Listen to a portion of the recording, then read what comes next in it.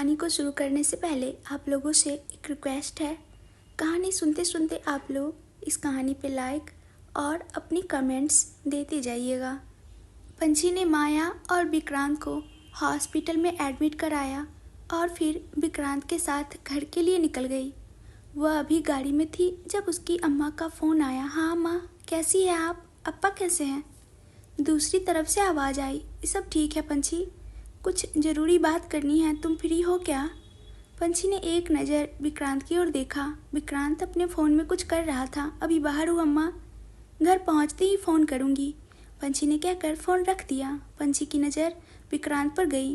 पंछी का मारा गया थप्पड़ इतना जोर का होगा, ये अभी पंछी को एहसास हो रहा था। पंछी की उंगलियों के निशान अभी विक्रांत के चेहरे पर था। अभी फ़िलहाल उसे अपने घर पहुंचकर अपनी अम्मा से बात करना था। यहाँ विक्रांत अपने फ़ोन में कुछ ना कर बस अपना कैमरा ऑन करके अपने आप को देख रहा था। पंछी के मारे हुए थप्पड़ के निशान उसे अपने गालों पर दिखाई दे रहा था और वह इस वक्त अपने आप को ही उस कैमरे में घूरे जा रहा था। उसने अपने फ़ोन को साइड रखा और पंछी को देखकर बोला, बात नहीं की तुमने अपने अम्मा से? अब पंछी क्या ही कहती, क्योंकि विक्रांत के साथ में है इसलिए उसने माँ से बात नहीं किया। यह बात विक्रांत को नहीं बताना चाहती थी कि वो नहीं चाहती कि अपनी अम्मा से क्या बात कर रही है वो विक्रांत को पता चले। पंछी बहाना बनाते हुए बोली, नहीं ऐसी कोई खास बात नहीं थी, तो घर जाकर फ़ोन कर लूँगी। बहुत प्यार करते हैं तुम्हें तुम्हारे अम्मा अप्पा। पंछी के चेहरे पर अपने आप पापा के प्यार का जिक्र आते ही मुस्कुराहट आ गई। हाँ में गर्दन हिलाकर पंछी सिर्फ हाँ कह पाई। पंछी के अपार्टमेंट के नीचे विक्रांत अपनी गाड़ी रोक दी। पंछी बाहर निकलकर विक्रांत की तरफ एक बार झुककर देखती है। विक्रांत ने जाते हुए पलटकर देखा। विक्रांत की गाड़ी पीछे की तरफ जा रही थी। वह तेजी से चलते हुए लिफ्ट के पास आई और बटन प्रेस करके लिफ्ट के आने का वेट करने लगी। लिफ्ट के आते ही वह झट से लिफ्ट के अंदर जाती है और अपने फ्लोर का बटन प्रेस करती है। लिफ्ट का दरवाज़ा बंद होता उससे पहले ही कोई हवा की रफ्तार में अंदर आ जाता है। पंछी जो कि इस वक्त लिफ्ट के एक कोने में खड़ी थी, सामने विक्रांत को देखकर हैरान थी। सर आप? गाड़ी पार्क करने गया था, तुम्हें क्या लगा मैं चला गया? विक्रांत ने कहा। आप कहाँ जा रहे हैं सर? पंछी जानती थी, फिर भी वह पूछ रही थी। मेरी स्लीपिंग पिल्स यहाँ पर रहती है, उसी के घर जा रहा हूँ। तुम्हें कोई प्रॉब्लम है पंछी? पंछी अपने चेहरे दूसरी तरफ फेर लेती है। इस आदमी में सच में शर्म नाम की कोई चीज़ नहीं थी। अभी अभी हॉस्पिटल में उसने पंछी के हाथ से मार खाई है और फिर वह ऐसी मार खाने वाली हरकतें फिर से कर रहा है। पंछी डोर ओपन किया और पलटकर विक्रांत को देखते हुए बोली, मैं अकेली रहती हूँ सर, इस तरीके से किसी लड़के का मेरे घर आना जाना पड़ोसियों को अच्छा लगेगा क्या? और मेरे लिए भी परेशानी बढ़ेंगे। तुम चिंता मत करो, विक्रांत सिंह हर प्रॉब्लम का सल्यूशन निकालना जानता है, कहकर उसने पंछी को एक हाथ से साइड किया और पंछी से पहले खुद ही उसके घर में एंटर हो गया। पंछी भी अंदर आती है और दरवाज़ा बंद करके किचन की ओर चली जाती है। फ्रिज से पानी लेकर और पानी पी ही रही थी जब विक्रांत की आवाज़ आई। अगर घर पर कोई आया हो तो पहले पानी उसे पूछा जाता है। पंछी ने कसकर अपनी आंखें बंद किया, अपने अंदर के फ्रस्ट्रेशन और गुस्से को दबाया और पानी की दूसरी बोतल निकालकर विक्रांत के सामने रखते हुए बोली, पानी पीजिए और घर जाइए।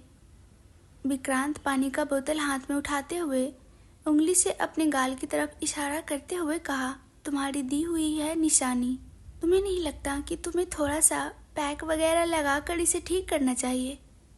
फ्रिज में आइस होगा ना? पर सर ये तो आपके घर पर भी होगा ना? पंछी जवाब देना सीख गई थी। विक्रांत, हाँ बहुत सारा है, लेकिन उसमें उतनी ठंडक नहीं जो तुम्हारे घर के आइस में होंगे। विक्रांत भी कम ढीठ नहीं था। हे भगवान, ये आदमी और इसकी बातें। पंछी ने अपने सर पर हाथ रखा और किचन की ओर बढ़ गई। फ्रिज से आइस पैक बनाकर लेकर आई और विक्रांत की तरफ बैठा दिया। विक्रांत उस आइस पैक को पकड़ने की कोशिश भी नहीं की। लीजिए सर। पंछी विक्रांत को आइस पैक न लेता देखकर कहा, लीजिए सर, खुद सेक लीजिए। विक्रांत एक बार इस बैग को और फिर पंछी को देखता है और मुस्कुराकर कहता है, स्लीपिंग पिल्स, तुमने मारा है मुझे। अपनी उंगली अपनी गाल की तरफ दिखाते हुए कहा, तुम्हारे कारण हुआ है तो क्या तुम्हारा फर्ज नहीं बनता कि तुम्हें इसे ठीक करो। पंछी ने उसका हाथ पकड़कर अपनी तरफ खींचा और उस पर आइस रखते हुए बोली, आपको बहुत सारी चीज़ें मेरे कारण नहीं होती है, लेकिन मैं उन सब का इलाज करती हूँ ना सर। तो जो चीज़ मेरी वजह से हुई है उसका इलाज आप खुद कर लीजिए। Good one sleeping pills, good one. पंछी अपने कमरे में गई, बेडरूम के दरवाजे को सबसे पहले लॉक किया और अपने फॉर्मल्स को चेंज करने के लिए अपने घर के कपड़े लेकर वॉशरूम में गई। वॉशरूम में आने के बाद उसने अपने बेडरूम को भी पहले अच्छी तरह से लॉक किया। वह उस आदमी पर 1% भी भरोसा नहीं करती थी। फ्रेश होकर कपड़े चेंज करके जब वह बाहर निकली तो उसे लगा शायद विक्रांत का सेक करके सो गया होगा, लेकिन जब वह बाहर आई तो देखा विक्रांत आइस पैक को बिना यूज किए ही यूं ही टेबल पर रख दिया था और सोफे पर सोया हुआ था। उसकी सांसों की गहराई और उसको देखकर पंछी इतना तो समझ गई थी कि वह सचमुच में सो चुका था। सर उठिए, पंछी ने आवाज़ दिया। विक्रांत को ना उठता देख पंछी किचन की तरफ चली गई और खाना बनाने लगी। अब विक्रांत कोई बीमार तो था नहीं, नहीं उसे कहीं जाना था, तो क्या ही फर्क पड़ता अगर कुछ घंटे और निशान उसके गाल पर रह जाए तो। किचन में वह जानबूझकर बर्तनों को जोर जोर से उठाती पटकती यहाँ से वहाँ रखती ताकि आवाज़ पर विक्रांत उठ जाए, लेकिन शायद सच में वह विक्रांत के लिए स्लीपिंग पिल्स थी। उसकी मौजूदगी ही विक्रांत को एक अच्छी सुकून भरी नींद दे दिया करती थी। विक्रांत टस से मस नहीं हुआ। वह जैसे सोया था 2 घंटे तक यूं ही सोया रहा। इन 2 घंटे में पंछी ने खाना बना लिया था, अपने घर के छोटे मोटे काम कर लिए थे, कल के ऑफिस के यूनिफॉर्म को आयरन करके हैंग में टांग रही थी। जब विक्रांत की आंखें खुली उसने अपने मोबाइल को उठाया और उसमें समय देखा, फिर मुस्कुराकर पंछी की ओर देखते हुए बोला, खाना बनाया तुमने। पंछी बिना कुछ बोले किचन में गई और उसने आज राइस फ्राई किया था, वही लाकर सामने रखते हुए बोली, मैं कोई बढ़िया कुक नहीं हूँ तो मुझे यही आता है, मैंने यही बनाया है। विक्रांत उस टेबल पर उस राइस फ्राई को देखता है और जल्दी जल्दी से खाना शुरू कर देता है। पंछी सोफे पर बैठी वह विक्रांत की तरफ देख रही थी और विक्रांत फ़ोन में अपने मेल्स चेक करते हुए खाना खा रहा था। खाना को ख़त्म करके विक्रांत पंछी की ओर देखकर बोला, तुमने नहीं खाया? बस अभी खाऊंगी, पंछी ने कहा और विक्रांत के खाए हुए जूठे बर्तनों को लेकर किचन की ओर चली गई। वह किचन से बाहर आई तो विक्रांत किचन के गेट की तरफ ही आ रहा था। विक्रांत उसे अपने गले से लगाते हुए बोला, थैंक यू, 2 घंटे ही सही, बहुत अच्छी नींद में सोया हूँ और तुम खाना भी अच्छा बनाती हो, बहुत दिनों बाद इतना अच्छा खाना खाया मैंने। उसने पंछी को छेड़ उसके माथे पर किस किया और उसके घर से निकल गया। पंछी हैरान थी कि आज जैसा वह सोच रही थी उस तरह से परेशान नहीं किया। अपना खाना लेकर वह अपनी अम्मा को फ़ोन लगाती है। क्या बात है अम्मा? अम्मा बोली, आज मयूर की माँ आई थी, तुम्हारी और मयूर की शादी का बोल रही थी तो हमने हाँ कह दिया। ये सुनते ही मानो जैसे पंछी का खाना उसके गले में ही अटक गया। क्या हुआ, तू ठीक है ना? अम्मा ने चिंता करते हुए कहा। अम्मा, आपने हाँ क्यों कहा? बिना मुझसे बात किए उससे अच्छा लड़का नहीं मिलेगा, क्या सोचना इसमें? अम्मा फिर बोली, लेकिन अम्मा यह सब इतनी जल्दी क्यों? मैं अभी नहीं करना चाहती शादी। पंछी ने अपने खाने के प्लेट में चम्मच रखकर खड़ी होते हुए बोली, देख पंछी, तेरे पापा की तबीयत तो जानती है और मयूर के दादाजी बीमार हैं। वो चाहते हैं मयूर सेटल हो जाए, तो उसकी अम्मी चाहती हैं कि मयूर की शादी उनके सामने करवा दूँ।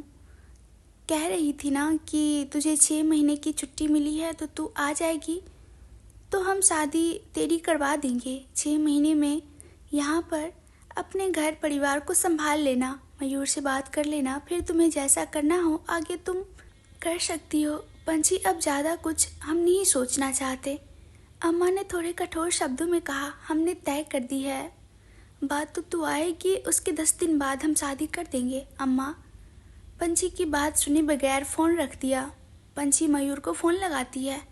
अभी फ़िलहाल उसे कुछ समझ नहीं आ रहा था कि वह किससे बात करे। उसके लिए मयूर ही एक ऐसा इंसान था जो उसे सही तरह से रास्ता दिखा सकता था। हाय पंछी, कितने दिनों बाद, कैसी है? मयूर फ़ोन उठाते हुए बोला, मैं ठीक हूँ, तुम कैसे हो? ठीक हूँ। अम्मा से बात हुई तुम्हारी? मयूर ने कहा, हाँ हुई, इसलिए मैंने फ़ोन किया था। मयूर, ये बहुत जल्दी हो रहा है, पंछी बोली। क्यों पंछी, तुम्हें क्यों लग रहा है ऐसा कि बहुत जल्दी हो रहा है? इतनी जल्दी शादी है तो क्या हुआ? मयूर बोला। पंछी मयूर को धोखे में नहीं रखना चाहती थी, इसलिए बोली, तुम्हें कुछ बताना है और उसे जानने के बाद ही तुम्हारा फैसला करना। ओके, फिर तू आजा, बात कर ले। वैसे ये जानता हूँ कि मुझे तुझसे शादी करनी है, मयूर ने कहा और फ़ोन रख दिया। बेला अब नहीं थी तो पंछी को पता नहीं था कि उसकी छुट्टी का क्या हुआ है।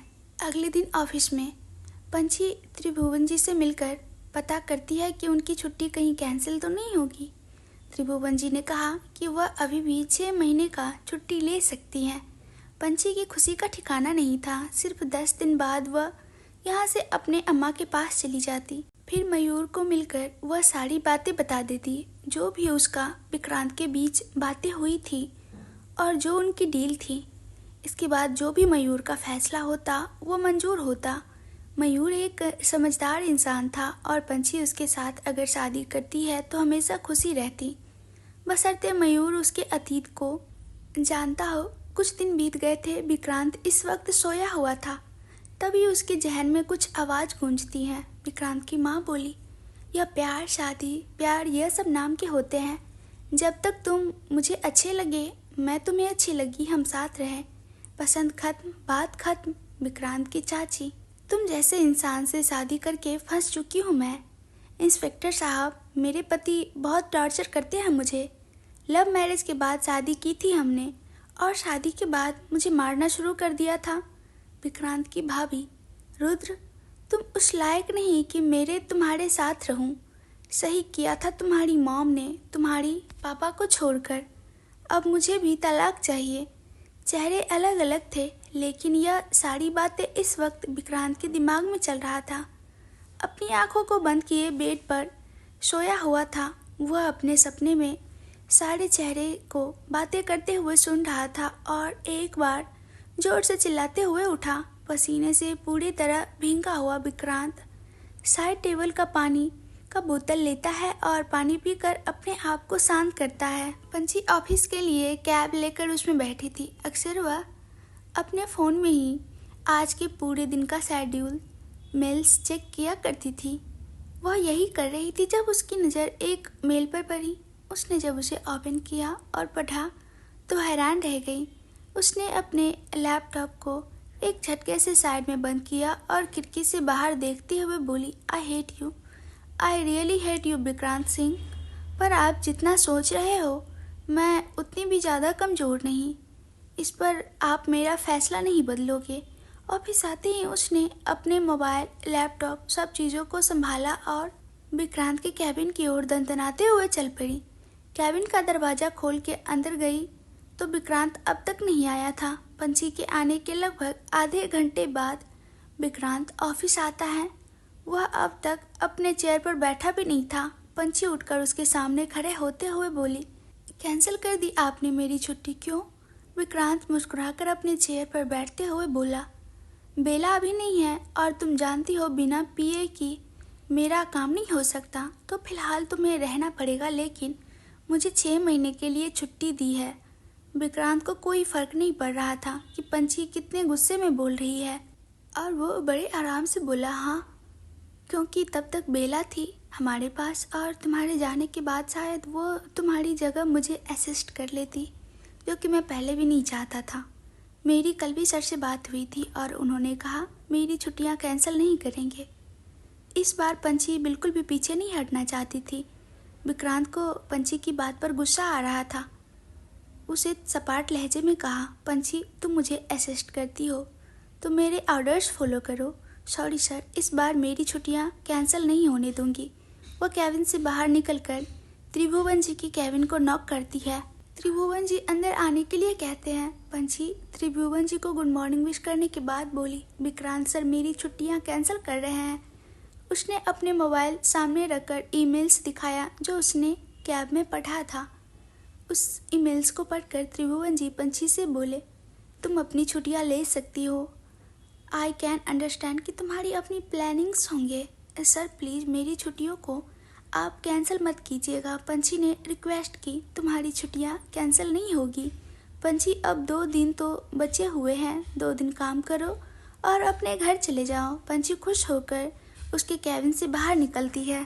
पंछी के जाते ही त्रिभुवन जी का चेहरा डार्क हो जाता है। वो अपने बेटे को बता चुके हैं कि वो चाहे तो पंछी से शादी कर सकता है, पर विक्रांत शादी भी नहीं करना चाहता, पंछी को अपने साथ भी रखना चाहता। त्रिभुवन जी विक्रांत को अपने कैबिन में बुलाते हैं। कैबिन का डोर ओपन करते ही विक्रांत कहता है, डैड अगर आप पंछी के बारे में मुझसे बात करने वाले हैं तो मैंने आपको पहले ही कह दिया है कि मेरी असिस्टेंट है, उससे जुड़े हर फैसले सिर्फ मैं करूँगा। तुम्हारे लिए असिस्टेंट मिल गया है और पंछी परसों यहाँ से जा रही है। त्रिभुवन जी बहुत ही गंभीर लहजे में कहा, मैंने उसे छुट्टी नहीं दी है डैड, फिलहाल तो मैंने उसे न सिर्फ छुट्टी दी है बल्कि डिसमिस भी कर दिया है यहाँ से। त्रिभुवन जी ने कहा तो विक्रांत जो कि कुर्सी पर बैठा हुआ था टेबल पर हाथ पटकते हुए उठकर खड़ा हो गया। हाँ विक्रांत, मैंने उसे डिसमिस कर दिया है। मैं जानता हूँ यह सब आप क्यों कर रहे हैं, पर आप उसे मुझसे दूर नहीं रख सकते। मत परेशान करो उसको। अगर तुम उसे खुश देखना चाहते हो तो उसके माँ पापा के पास उसको जाने दो, और मेरा क्या होगा।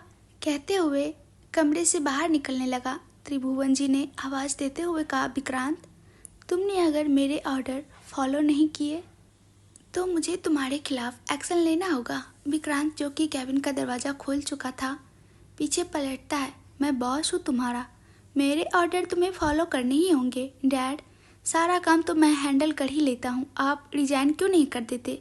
एक्चुअली में तो आपको डिसमिस होने की ज़रूरत है। विक्रांत अंदर आते हुए कहता है, तुम तो सिर्फ काम हैंडल करते हो, लेकिन मेरा काम है तुम्हें हैंडल करना, जो कि तुम्हारे काम से ज़्यादा डिफ़िकल्ट है। त्रिभुवन जी मुस्कुराकर बोले। विक्रांत गुस्से से फायर होकर बाहर गया। त्रिभुवन जी का इस ऑफिस से जुड़े रहने का कारण सच में उनका बेलगाम बेटा ही था, वरना काम तो सही में वो नाम मात्र का ही करते थे। त्रिभुवन जी जानते हैं कि विक्रांत बहुत ज़्यादा गुस्सैल है, इस कारण कई बार वो लोगों से दुश्मनी मोल ले लेता है और इसलिए वो उन गलतियों को ठीक करने के लिए रोज़ ऑफिस आते हैं। पर अभी वो भूल गए कि विक्रांत अब पंछी को रोकने के लिए नए तरीके सोचने वाला है, या फिर सोच चुका है। यार आज फ्राइडे है और मंडे से तुम नहीं रहोगी तो हमारी एक पार्टी तो बनती है। एक ऑफिस का स्टाफ ने कहा, ठीक है सबसे बात कर लो, आज मेरी तरफ से पार्टी सबके लिए। पंछी ने सबको देखते हुए कहा। पंछी ने अपना काम निपटाया। अपने कुछ ऑफिस स्टाफ के साथ वो रेस्टोरेंट जाने वाली हैं। ये खबर विक्रांत को भी पता चली। अब उसका माथा ठनका, 2 दिन के लिए ऑफिस बंद होगा। इसका मतलब कि आज पंछी का लास्ट डे था ऑफिस में। उसको पंछी और त्रिभुवन जी दोनों पर गुस्सा आ रहा था। फिलहाल वो भी निकल चुका था पंछी की पार्टी में बिन बुलाए मेहमान बनने। अब पंछी को रोकने का प्लान भी तो करना था। अब तक पंछी की शादी की खबर उस तक नहीं पहुंची थी। माया और बेला को पंछी एडमिट करवा कर आई थी। वो अब ठीक थी। माया के पापा मिस्टर मल्होत्रा अपनी बेटी के पास बैठे हुए थे। माया ने बताया विक्रांत किस तरह से अपने आदमियों से टॉर्चर करवाया और अपनी बेटी के उन बेतरकीब से बाल और दांत को देखकर मल्होत्रा अंदर ही अंदर विक्रांत से बदला लेने का प्लान कर चुका था। मल्होत्रा जानता था कि वह खुलकर विक्रांत से दुश्मनी मोल नहीं ले सकता। उसे इस ढंग से हमला करना होगा कि कहीं उसका नाम भी ना आए और उसका काम भी हो जाए। यहाँ पंछी का ऑफिस। पंछी मयूर से शादी की बात आते ही अपना फ्यूचर प्लान कर चुकी थी। उसने सोच रखा था कि वह मयूर को सच बता देगी और अगर मयूर फिर भी शादी करने के लिए तैयार हो जाता है तो अब वह मुंबई वापस कभी नहीं आएगी। वहीं केरल में रहकर वह अपने जॉब करने के सपने को पूरा करेगी। इस तरह से वह मयूर और अपनी मम्मी पापा दोनों के पास रह पाएंगी। और अगर मयूर ने इनकार कर दिया तो भी अब केरल में ही जॉब करके अपनी मम्मी पापा के पास रहकर खुश रहेगी। अब ज़्यादा सैलरी के लालच में उसे मुंबई नहीं आना है। और यही सोचकर पंछी ने अपनी सभी फ्रेंड्स को पार्टी दी थी, क्योंकि वो हो सकता था कि इसके बाद वो कभी इनसे नहीं मिलती। सैटरडे को यहाँ से चली जाती है। संडे को उसने मयूर को सब कुछ बताने का फैसला लिया था, और अगर सब ठीक रहता है तो शादी आज से 10 दिन बाद उसकी धूमधाम से होगी। ऑफिस के स्टाफ पंछी के जाने पर उसे पार्टी की डिमांड कर रहे थे, क्योंकि ऐसा शायद उनकी लाइफ में ऐसा हुआ होगा, किसी को 6 मंथ के लिए छुट्टी मिली होगी और उसके बाद फिर से ज्वाइन करने का ऑफ़र भी। अपने सभी फ्रेंड्स की काउंटिंग करने के बाद पंछी को लगता है कि इतने सारे लोगों को वह अपने घर तो नहीं बुला सकती, तो इसलिए वह अपने ऑफिस के सामने वाले रेस्टोरेंट में फ़ोन करके उसे बुक करती है। आज शाम को वहाँ सिर्फ पंछी के फ्रेंड्स पार्टी में होनी थी। पंछी के पल पल की खबर रखने वाला विक्रांत यह जान चुका था, और वह बिन बुलाए मेहमान बनने के लिए अपने ऑफिस के रेस्ट रूम में तैयार भी हो रहा था। पंछी अपनी सभी दोस्तों के साथ होटल में पहुंची। होटल को बलून्स रिबन से बहुत ही खूबसूरती से डेकोरेट किया गया था। पूरा होटल स्टाफ और पंछी के गेस्ट मेहमान नवाजी करने में लगे हुए थे। तभी उनके बीच में एक जाना पहचाना चेहरा आया और सभी उनकी ओर देखने लगे, क्योंकि जिस तरह से आज विक्रांत आया था वैसा आज तक ऑफिस में किसी ने उसे नहीं देखा था। Black jeans, black T shirt, बालों को जेल से सेट किया हुआ, डेनिम का ब्लैक कलर का जैकेट, हाथ में घड़ी, दूसरे हाथ में ब्रेसलेट, टी शर्ट के बीचों बीच उसने अपने सन ग्लासेस को टांग रखा था। वो जैसे ही रेस्टोरेंट में अंदर आया, पूरा ऑफिस स्टाफ विक्रांत को देखकर मानो हैरान हो गए। उसे इस तरह से देखकर कौन कहता कि इतने बड़े कंपनी का मालिक है, सभी को पार्टी दे रही हो, पर तुमने मुझे कैसे भूल गई। विक्रांत अपने उसी रवीले चाल में आगे बढ़ते हुए पंछी को देखकर कहता है, नहीं सर, मुझे लगा आप हम एम्प्लॉय की पार्टी में अब बॉस है आएंगे कि नहीं। तुम अगर पार्टी दे रही हो तो मैं दुनिया के किसी भी कोने में से आ सकता हूँ, विक्रांत ने कहा, और पंछी के हाथ में जो ड्रिंक का ग्लास था उसे अपने हाथ में लिया। सर, ये मेरी ड्यूटी है, कोई बात नहीं, तुम्हारा फेयरवेल है, इतना तो बनता है, कहकर उसने अपनी आंखें ब्लिंक की।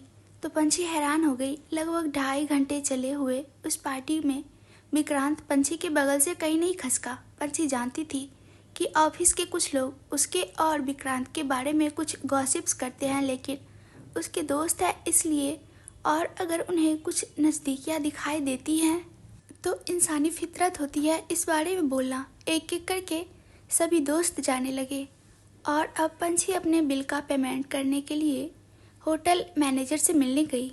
अपना कार्ड निकालकर उसने जैसे ही काउंटर पर रखा, मैनेजर बोला, मैडम, पेमेंट हो चुका है। जी, मैंने नहीं किया अब तक, यह ऑलरेडी पहले पे था। बताइए किसने पे किया। 1 मिनट कहकर मैनेजर अपने कंप्यूटर में रिकॉर्ड देखता है, फिर कहता है, विक्रांत सिंह, उनके कार्ड से पेमेंट हुआ है। पंछी पीछे पलटती है तो एक टेबल पर विक्रांत उसको देखकर अपना ग्लास उठाकर चेयर्स का इशारा कर देते हैं। पंछी गुस्से में अपने आंखें बंद करके 2 पल के लिए अपने आप को शांत करती है और विक्रांत को पूरी तरह से इग्नोर करके रेस्टोरेंट से बाहर आ जाती है। उसने महसूस किया कि किसी ने उसकी कमर पर हाथ रखा। वह झट से पीछे पलट जाती है। गाड़ी लेकर आया हूँ, चलो बैठो, विक्रांत ने कहा। सर, मैं चली जाऊँगी, इट्स ओके। विक्रांत उसके हाथ को पकड़कर खींचते हुए अपनी गाड़ी तक ले आया और उसके अंदर बिठाने के बाद बोला, सीधे सीधे एक बार में अगर बात सुन लो तो तुम्हारी भी मेहनत कम होगी, मेरी भी। विक्रांत जाकर वह ड्राइविंग सीट पर बैठता है। पंछी समझ गई थी कि अब रिक्वेस्ट करने का कोई मतलब नहीं है, क्योंकि विक्रांत कुछ सुनेगा नहीं। विक्रांत गाड़ी ड्राइव करते हुए कहता है, बहुत खुश होगी यहाँ से जाने का सोचकर। हाँ, मैं खुश हूँ, पंछी ने बाहर देखते हुए ही कहा। याद नहीं आई ये लोगों की? जिनके साथ अच्छी यादें हैं उनकी याद जरूर आएगी, जिनके साथ मेरी अच्छी यादें हैं। विक्रांत मुस्कुराकर उसकी तरफ देखकर बोला, मेरे साथ कैसी यादें हैं तुम्हारी? आखिर फर्स्ट आदमी हो जिसने तुम्हें छुआ है, कहकर विक्रांत ने अपने हाथ उसके हाथ पर रखने वाला था कि पंछी अपने हाथ को हटा लेती है विक्रांत अपनी खाली हाथों की मुट्ठी बनाकर वापस अपनी तरफ ले लेता है। इतनी बेशर्मी भरी बातों की उम्मीद पंछी जरूर रखती थी विक्रांत से। पंछी खामोशी से कार में बैठी बाहर देख रही थी। जब उसका फ़ोन रिंग हुआ, पंछी फिलहाल अपने फ़ोन नहीं देखना चाहती थी और न ही विक्रांत के सामने अभी कुछ बात करना चाहती थी, इसलिए वह खामोशी से अपने फ़ोन के रिंग को इग्नोर करते हुए बैठी थी। तुम्हारा फ़ोन बज रहा है, विक्रांत ड्राइव करते हुए बोला। कोई नहीं, मैं बाद में बात कर लूँगी, पंछी ने यूं ही बाहर देखते हुए कहा। कार में पूरी तरह से खामोशी थी। न पंछी कुछ कह रही थी, न ही विक्रांत कुछ बोल रहा था। हर थोड़ी देर पर पंछी का फ़ोन रिंग होता और कार की खामोशी को तोड़ता। पंछी ने अपने बैग से अपना फ़ोन निकाल कर और साइलेंट करने लगी, तभी उसके हाथ से फ़ोन लेकर विक्रांत उन मिस्ड कॉल को देखता है। स्क्रीन पर नाम आ रहा था मयूर। विक्रांत नाम देखते ही मानो जैसे एक पल लगा विक्रांत के चेहरे के एक्सप्रेशन चेंज होने में। कार के टायर के खिसकने की आवाज़ के साथ एक साइड में विक्रांत कार को ब्रेक लगाया और मोबाइल की स्क्रीन पंछी को दिखाते हुए बोला, यह क्यों मरा जा रहा है? तुमसे बात करने के लिए। पंछी अपना हाथ बढ़ाकर उसके हाथ से फ़ोन लेते हुए कहती है, फ्रेंड है, हालचाल पूछने के लिए फ़ोन किया होगा। विक्रांत उसके हाथ से फिर से अपने हाथ में फ़ोन लेते हुए कहता है, तो जब तुम फ़ोन नहीं उठा रही हो तो इसे समझना चाहिए, फिर भी यह बार बार फ़ोन क्यों कर रहा है? सर, आप मेरे हस्बैंड नहीं हैं, किस तरह से मुझसे बात करें? मेरी अपनी पर्सनल लाइफ है। मैंने कभी आपको नहीं पूछा कि आपको कोई क्यों फ़ोन करता है। तुम्हारी बातें सुनता हूँ, इसका मतलब यह नहीं कि जो चाहे वो बोल सकती हो। ब्लॉक करो इसे। विक्रांत गुस्से में मानो दहाड़ा। पंछी हैरत भरी नज़रों से विक्रांत की ओर देखने लगी। यह है कौन जो अपने बचपन के दोस्त का नंबर ब्लॉक करने के लिए कह रहा है? उसकी आंखों की हैरानी को समझते हुए विक्रांत खुद ही उस नंबर को ब्लॉक करने के लिए अपने हाथों से बटन प्रेस करता है। तब तक स्क्रीन पर मैसेज आया, हमारी शादी में क्या पहनोगी, लहंगा या साड़ी? अभी एक बहुत अच्छी ब्राइडल शोरूम में हूँ, मुझे जल्दी बता दो, मैं अभी ऑर्डर प्लेस कर देता हूँ। विक्रांत गुस्से से पागल हो चुका था। उसने मोबाइल को अपने पॉकेट में रखा। पंछी मोबाइल लेने के लिए जैसे आगे बढ़ी, उसने उंगली दिखाते हुए कहा, चुपचाप बैठे रहना, अगर यहाँ से हिली तो ये कार आगे यहाँ से जो खाई है हम दोनों के साथ उसी में जाकर गिरेगी। पंछी विक्रांत की बात पर भरोसा कर सकती थी क्योंकि वह सच में साइको था। अपनी जान की उसको बिल्कुल भी परवाह नहीं होती थी। यह कई बार पंछी ने देखा हुआ है, लेकिन पंछी को अभी नहीं मरना था, उसको जीना है अपने माँ पापा के लिए। वह चुपचाप अपने सीट पर बैठ गई। उसे तो पता भी नहीं था कि मयूर क्या बात करना चाहता था या अभी क्या मैसेज आया है। विक्रांत ने कार इतनी तेजी से ड्राइव कर रहा था कि पंछी सीट के साथ एकदम से चिपक गई। पंछी जिसे सिर्फ यह हैरानी हो रही थी कि सिर्फ फ़ोन कॉल से विक्रांत इतना हाइपर हो रहा है। यह अभी इस बात से अनजान थी कि विक्रांत के बदले हुए तेवर का राज क्या है। गाड़ी पंछी के पार्किंग में जाकर रुकी। अपने अपने साइड का दरवाज़ा खोलकर दोनों बाहर आए। पंछी इस जगह पर पिछले 3 साल से रहती थी। सभी उसे बहुत प्यार और इज्जत देते थे, इसलिए यहाँ पर कोई ड्रामा नहीं करना चाहती थी। वह चुपचाप लिफ्ट की ओर बढ़ गई। उसने विक्रांत से न कुछ कहा, न अपना फ़ोन मांगा और विक्रांत, वह तो मानो जैसे कि एक ज्वालामुखी को अंदर बर्दाश्त किए हुए बैठा था। पंछी दरवाज़ा खोलकर जैसे ही अंदर आई, उसके साथ विक्रांत भी अंदर आया। पंछी ने अब तक अपनी चप्पल खोली भी नहीं थी कि विक्रांत दरवाजे को जोर से बंद करते हुए पंछी के बाजू को पकड़कर अपनी तरफ घूमते हुए कहा, यह फ़ोन क्यों कर रहा था तुम्हें बार बार? पंछी अपने बाजुओं पर उनके पकड़ को देखकर अंदाज़ा लगा सकती थी कि विक्रांत कितना गुस्से में होगा, क्योंकि बहुत कम ही होता था जब वह इस तरह से पंछी को पकड़ता था। मैंने कहा तो आपसे, दोस्त है, कुछ बात करनी होगी। गांव में रहता है, अम्मा अप्पा की जिम्मेदारी भी उस पर होती है, इसलिए भी कभी कभी फ़ोन कर लेता है। झूठ, साफ साफ झूठ बोल रही हो तुम। मैं क्यों झूठ बोलूँगी आपसे? कहते हुए पंछी अपनी बाजू को छुड़ाने की पूरी कोशिश करती है, लेकिन विक्रांत जैसे मस्कुलर इंसान के साथ फिजिकल में तो उसका कोई जोड़ नहीं बनता था। सर, आप मुझे हर्ट कर रहे हैं, छोड़िए मुझे। तुम हर्ट हो रही हो? मैं हर्ट नहीं हो रहा। समझ में आ रहा है तुम्हें मुझे कितनी तकलीफ़ हो रही है? विक्रांत चिल्लाते हुए बोला। आपको भी तकलीफ़ हो रही है? सर, जिंदगी तो मेरी जहन्नम बना कर रख दी है आपने। पंछी के बाजू पर वह उसे पीछे की तरफ धकेलते हुए कहता है। जहन्नुम क्या किया है मैंने तुम्हारे साथ? पंछी उसके धक्के दिए जाने के कारण 4 कदम पीछे जा चुकी थी और पीछे जाकर दीवार से चिपक जाती है। पंछी अपने चारों तरफ देखती है। उसे विक्रांत से इस वक्त इतना डर लग रहा था कि उसकी आंखों में देख तक नहीं पा रही थी। वह समझ नहीं पा रही थी कि विक्रांत इतना नाराज़ क्यों है। वह किसी तरह से यहाँ से अपने बेडरूम में जाकर उसका दरवाज़ा लॉक करना चाहती थी। बोलो, शादी करना चाह रही हो ना तुम उस मयूर से? विक्रांत के बोल मानो पंछी के लिए झटका था। उसे समझ नहीं आ रहा था कि विक्रांत को ये कैसे पता चला। विक्रांत 2 कदम आगे आया और अपने हाथ बढ़ाकर उसके गले को पीछे से पकड़कर अपनी तरफ खींचते हुए बोला। मेरे सामने बहुत बड़ी बड़ी बातें कर रही थी। एक एक लफ्ज पर विक्रांत दांत पीसकर कह रहा था। मुझे कह रही थी कि मैं इस काबिल नहीं कि किसी और से शादी कर सकूं। मैंने तुम्हें किसी के घर की इज्जत बनने लायक नहीं छोड़ा और यही मेरे पीछे मुझे धोखा देना चाह रही हो। पंछी पहले तो उसकी बात से हैरान थी, लेकिन धोखे का नाम सुनते ही उसने विक्रांत से कहा, क्या धोखा दे रही हूँ मैं आपसे? किस धोखे की बात कर रहे हैं आप? मुझे छोड़कर जा रही हो और वहाँ उस गांव के लड़के मयूर से शादी करने वाली हो और कह रही हो कौन सा धोखा?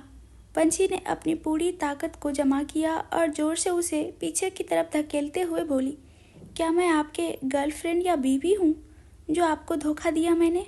हिम्मत कैसे हुई उस मयूर से शादी करने के लिए हाँ कहने की? विक्रांत फिर से पंछी के करीब आया और उसके हाथ पकड़कर अपने करीब खींचते हुए बोला। पंछी कसमसाकर उससे अपने आप को छुड़ाने की कोशिश करते हुए कहती है, मैं आपकी कोई प्रॉपर्टी नहीं हूँ सर। अगर 6 मंथ के लिए आपने मुझे पैसे दिए थे तो 6 मंथ तक जब आपने जहाँ कहा मैं आई थी, फिर कंटिन्यू क्यों नहीं कर रही हो तुम? एग्रीमेंट को फिर से वैसे ही क्यों नहीं रहती जैसे पहले थी? क्योंकि इस गंदे से रिश्ते में स्लट बनकर नहीं रहना मुझे, जहाँ मुझे हर पल यह एहसास हो कि मैं किसी की खरीदी हुई गुड़िया हूँ। तुम्हें किसने कहा ये? तुम्हें कितनी बार कहा ये लफ्ज़ तुम्हारे मुंह से नहीं आना चाहिए? दिक्कत कहाँ होती है तुम्हें? मुझे बताओ। पैसे बढ़ाने हैं, घर चाहिए, गाड़ी चाहिए, तुम्हें क्या चाहिए तुम बताओ मुझे। विक्रांत ने कहा। वाह सर, वाह क्या बात है। खुद आप मुझे स्लट बना सकते हैं, पैसे देकर मेरे शरीर को यूज कर सकते हो, लेकिन मैं अपने मुंह से अपने बारे में कुछ कह नहीं सकती। तो तुम ही तो आई थी ना, तुम्हें ही तो फ़ायदा हुआ ना इसका। क्या इसके बाद मैंने तुम्हें पैसे नहीं दिया? मजबूरी थी मेरी, अपने पापा को बचाना था मुझे। उस वक्त मेरी नज़रों में अपने पापा की जान और अपनी इज्जत, इसमें पापा की जान ज़्यादा कीमती लगी। लेकिन अब आप जो कह रहे हो हमें कभी नहीं करूँगी। विक्रांत उसके हाथों को छोड़कर उसके बाल पकड़कर अपनी तरफ लाते हुए कहा, एक बात याद रखना, आजकल परसों लाइफ में कभी भी तुम किसी से भी शादी नहीं कर सकती। आप मुझे नहीं रोक सकते। आज पंछी की आंखों में भी आग था। वह बहुत डर चुकी थी विक्रांत से और अब नहीं डरना चाहती थी। कोशिश करके देख लो, तबाही आ जाएगी, तुम सोच भी नहीं सकती क्या क्या कर सकता हूँ। विक्रांत ने मुस्कुराते हुए कहा। मैं नहीं सोच सकती कि आप क्या क्या कर सकते हैं। छोड़िए सर, मेरे घर से निकल जाइए। बिल्कुल नहीं, ना मैं इस कमरे से निकलूँगा, ना ही तुम्हारे बेडरूम से, यहाँ तक कि तुम्हारे बेड से भी नहीं। और ना ही मैं तुम्हें आज उस लायक छोड़ूंगा कि कल तुम उठ सको। पंछी पूरी तरह से डर चुकी थी। अब तक जो हिम्मत उसने बटोरी थी, विक्रांत की बातों ने उस हिम्मत को तोड़ के रख दिया था। पंछी अपने बालों को छुड़ाने की कोशिश कर रही थी, लेकिन विक्रांत उसके बालों को छोड़ने को तैयार नहीं था। उसने एक हाथ से उसके बाल को पकड़े हुए अपनी जेब से पंछी का मोबाइल निकालकर पंछी से कहा, अनलॉक करो। नहीं, पंछी ने अपने दोनों हाथ से अपने बाल को पकड़े हुए विक्रांत के हाथों को छुड़ाने पर जोर दे रही थी। उसने नामे गर्दन हिलाकर गुस्से से कहा, नहीं। विक्रांत उसके बालों को छोड़ता है और उसके हाथ को पकड़कर मोबाइल पर रखने लगता है। पंछी अपने हाथ को उसके हाथों से खींचने लगती है। उसकी खींचातानी में पंछी जमीन पर बैठ चुकी थी और विक्रांत अपने पैरों में उसे जकड़ चुका था। आखिरकार विक्रांत कामयाब हो गया। पंछी के मोबाइल को अनलॉक करने में। फ़ोन के अनलॉक होते ही विक्रांत मैसेज बॉक्स में जाता है। एक के बाद एक जाने कितने फोटोज मयूर के मोबाइल से पंछी के मोबाइल पर आने लगे थे। मैसेज के बीप की आवाज़ पंछी सुन सकती थी। यह हैरानी से मोबाइल को देख रही थी। उसे मयूर पर गुस्सा भी आ रहा था कि जब वह जवाब नहीं दे रही है तो क्यों इस तरह से बार बार मैसेज कर रहा है। विक्रांत ने एक एक करके सभी मैसेज को डाउनलोड किया। दुल्हन के कपड़े, उनके गहने, चूड़ियाँ, चप्पल, चुनरी, हर चीज़ की तस्वीर इस वक्त मयूर ने पंछी को भेजा हुआ था। और सब भेजने के बाद अंत में एक मैसेज था, जल्दी सेलेक्ट करके भेज दे, मैं ऑर्डर कर देता हूँ, मुझसे इंतज़ार नहीं हो रहा, लव यू यार, जल्दी आ जाना। एक हार्ट और किसकी इमोजी के साथ मैसेज ख़त्म हो गया था और उस मैसेज को देखते देखते विक्रांत का पारा हाई हो चुका था। पंछी भी उसके साथ उस मैसेज को देखकर पढ़ रही थी, क्योंकि वह इस वक्त पूरी तरह से उसके बहुत नज़दीक था। विक्रांत जिसने फ़ोन तो इसलिए लिया था कि वह मयूर को फ़ोन करके कहेगा कि पंछी को वापस नहीं भेजेगा। मोबाइल के मैसेज देखते ही मोबाइल को जोर से ज़मीन पर पटकते हुए बोला, लव यू। शायद ही इंतज़ार नहीं हो रहा उस कमीने से, और यहाँ मैं एक एक पल तुम्हारे लिए तड़प रहा हूँ, ये तुम्हें दिखाई नहीं देता। पंछी जैसे तैसे करके अपने आप को छुड़ाती है और अपने बेडरूम की तरफ भागती है। विक्रांत उसे पकड़ने की कोशिश करता है और इन सब में पंछी ने जो फॉर्मल शर्ट पहना हुआ था उसके बटन टूट जाते हैं। पंछी ने अपने आप को छुपाने के लिए वहीं एक सोफे के पीछे छुप जाती हैं। उसने पूरी तरह से अपने आप को सोफे के पीछे रखा था। उसका चेहरा अभी सोफे के बाहर विक्रांत को देख रहा था, जो कि मुस्कुराकर उसे देखते हुए बोला, क्या छुपाओगी मुझसे? कुछ नहीं छुपा है तुम्हारा, फिर यह नौटंकी किस लिए? पंछी समझ नहीं पा रही थी कि इस वक्त कहाँ जाए। बेडरूम के दरवाजे पर विक्रांत खड़ा था। घर के बाहर इस हालत में निकल नहीं सकती थी। पंछी अपनी मदद के लिए यहाँ वहाँ चारों तरफ नज़रें दौड़ा रही थी कि उसकी नज़र उसके मोबाइल पर गई, जिसे विक्रांत ने पटक दिया था। अभी भी स्क्रीन की लाइट ऑन थी। पंछी को लगा कि उसका मोबाइल टूटा नहीं है। अगर उसे उसका मोबाइल मिल जाता तो वह किसी को कॉल लगाकर अपनी मदद के लिए कह सकती थी। अमर तो काफ़ी पास रहता था और उसकी डायल लिस्ट हमेशा ही उस नंबर पर रहता था। विक्रांत कुर्सी पर बैठा इस वक्त अपने मोबाइल में कुछ मैसेज टाइप कर रहा था। पंछी विक्रांत की नज़र कहीं और देखकर धीरे धीरे खसकते हुए अपनी फ़ोन की तरफ बढ़ रही थी। थैंक यू सो मच सभी को। सच कहूँ कमेंट देकर अच्छा लगा। सपोर्ट के लिए शुक्रिया। यूँ ही कमेंट्स करके सपोर्ट करें और वीडियो को लाइक करें और चैनल को सब्सक्राइब करें।